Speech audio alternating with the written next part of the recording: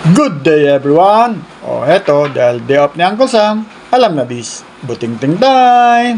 Ayan, naglambing na naman si Mio, nagche-check engine. Tingnan nga natin kung ano ating magagawa doon. Tara, let's go! Ayan, pag in-start ko, magche-check engine siya. Ayan, diba? Kala mo okay na, namatay. Pero tingnan nyo, ayan. Nag-check engine. Ngayon, ang checkin natin dito muna tayo sa baterya. Okay yung connection, okay yung wiring, okay naman yung relay. Yung spark plug nag-loose.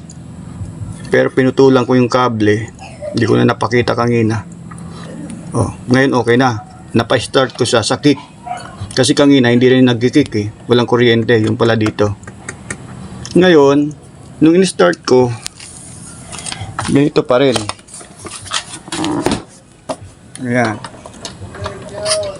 Nag-check engine pa rin siya. Napandar ko na kanina. Pero check engine pa rin. Ayan.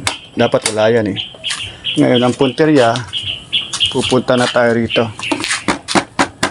sa rectifier regulator niya. Bubuksan natin to. Tara, let's go. Ito na, nabuksan natin.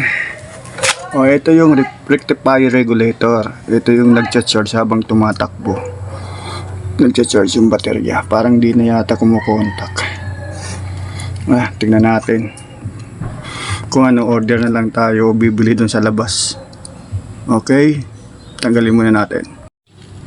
Ito na. Ito yung luma. Tinanggal natin na rectifier regulator. Ito yung bago. Susubukan natin to sa salpak. Pag hindi pa nag-change engine, dito talaga yung problema. Kasi okay na may mga wiring niya. Okay, tara, let's go. Ito, umuulan na. Ayan, nakabit na natin. Hindi muna natin ipipix yan, temporary muna. Subukan muna natin kung mag-check engine pa siya. Okay, the moment of truth. Isiyan natin. Ilaw. Hintayin natin mag-blink pa siya. Ayan, wala na. Ito. Hila. Hindi na nga nag-blink pero ito.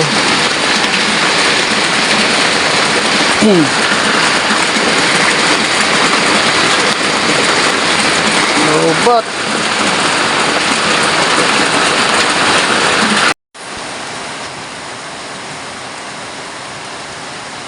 Habang malakas ang ulan sa labas, pinarge muna natin ang baterya ni Mio.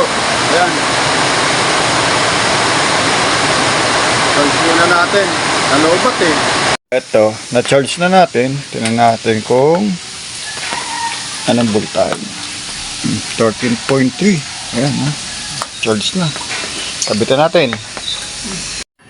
Ito na. Kinabit na natin yung baterya para matesting na natin.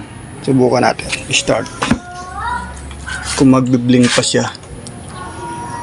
Ito. Yan. Hintayin natin. Kapag mabigat ang trabaho, gamit pala kasi ng puso at buong katawan, ay take wala na. May mas maraming nutrients. Hindi na nag-check engine. Di ba? Check natin kung i-start. Ito. Ayun. Okay na. Nalobat lo yung baterya kasi nga hindi nagkakarga tong ito rectifier regulator.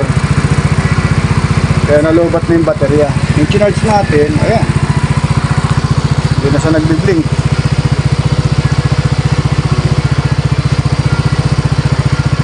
Okay. Good.